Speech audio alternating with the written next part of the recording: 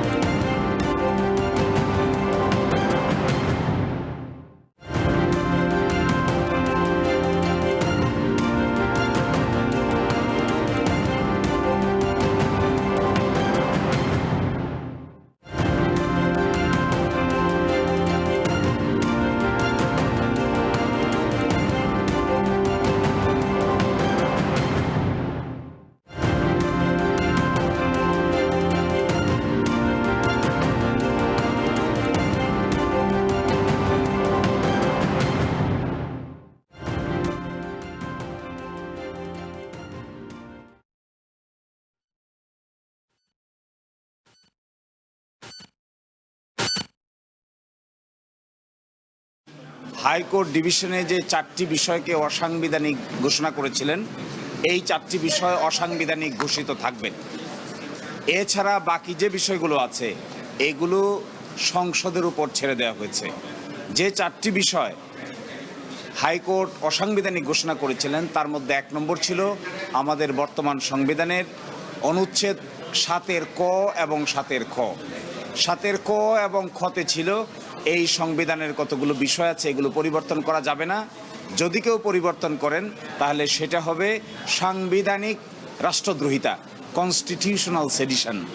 আমাদের হাইকোর্ট বিভাগ এই অনুচ্ছেদকে অসাংবিধানিক ঘোষণা করেছিলেন, আপিল বিভাগে এই অনুচ্ছেদ অসাংবিধানিক থেকে গেল। দ্বিতীয়, আমাদের হাইকোর্ট বিভাগ গণভোটের যে বিধান ছিল এই গণভোটের বিধানকে পুনঃপ্রবর্তন করেছিলেন। আপিল বিভাগের এই রায়ের মাধ্যমে গণভোটের বিধান পুনঃপ্রবর্তিত হলো। তৃতীয় হলো বাংলাদেশ সংবিধানের অনুচ্ছেদ 44-এর 2 অনুযায়ী নিম্ন আদালতকে রিটের ক্ষমতা দেওয়া হয়েছিল। হাইকোর্ট বিভাগ এই রিটের ক্ষমতা প্রদানকে অসাংবিধানিক ঘোষণা করেছিলেন। আমাদের আপিল বিভাগ এই অসাংবিধানিক ঘোষণা করার জায়গাটাকে অসাংবিধানিক রেখেছেন, অর্থাৎ হাইকোর্ট ডিভিশন ছাড়া আর কোনো আদালতে রিট আবেদন করার কোনো এখতিয়ার থাকবে না। আর চতুর্থ ছিল তত্ত্বাবধায়ক সরকার। পঞ্চদশ সংশোধনীর মাধ্যমে তত্ত্বাবধায়ক সরকারের বিধানকে বাতিল ঘোষণা করা হয়েছিল। আমাদের হাইকোর্ট বিভাগ ওই বাতিলটাকে অসাংবিধানিক ঘোষণা করেছিলেন। আপিল বিভাগের আজকের রায়ের মাধ্যমে ওই তত্ত্বাবধায়ক সরকার হাইকোর্ট ডিভিশন যে বাতিল করেছেন এই বাতিলটাকে যে বাতিল করেছেন সেই বিষয়টা বহাল থাকবে, অর্থাৎ তত্ত্বাবধায়ক সরকার ব্যবস্থা ফিরে আসতে আর কোনো বাধা থাকলো না। এছাড়া যেগুলো রাষ্ট্রের পলিসি, রাষ্ট্রের নীতি, যেমন সংবিধানের প্রস্তাবনা আর্টিকেল 8, 9, 10, 11, 12, 25 এগুলো সহ যেগুলো নীতি কথা, এই নীতির বিষয়গুলো সিদ্ধান্ত নেওয়ার জন্য পরিপূর্ণভাবে সংসদের উপর ছেড়ে দেওয়া হয়েছে। আমরা মনে করি এর মাধ্যমে বাংলাদেশের জাতীয় সংসদের দায়িত্ব অনেকাংশে বেড়ে গিয়েছে। অনেকাংশে জাতীয় সংসদের উপর নির্ভর করবে জুলাই চার্টার থেকে শুরু করে সংবিধান সংশোধন করার ক্ষেত্রে কি কি পদক্ষেপ তারা নেবেন। এই 4টি বিষয় ছাড়া বাকি বিষয়গুলো সংসদের সামনে উন্মুক্ত থাকলো। সংসদ সকলের সম্মিলিত প্রচেষ্টায় 2/3 মেজরিটিতে বাকিগুলোকে পাশ করবেন, কোনটা রাখবেন আর কোনটা রাখবেন না।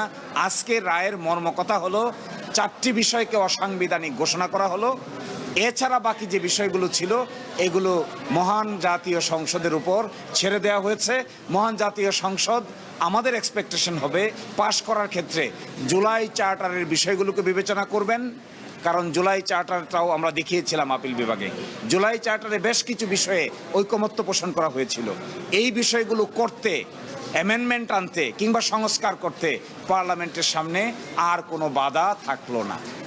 ফাউন্ডেশনের ব্যাপারটাও কি সংসদ ঠিক করবে? সরকারের ফাউন্ডেশন কৃষির ভাই সংসদ ঠিক করবে কৃষির ভাই। সংবিধানের ৫৫ সংশোধনী আংশিক বাতিল করে হাইকোর্টের দেয়া রায় আপিল বিভাগ বহাল রেখেছেন। এ নিয়ে এতক্ষণ শুনছিলাম আইনজীবীর বক্তব্য।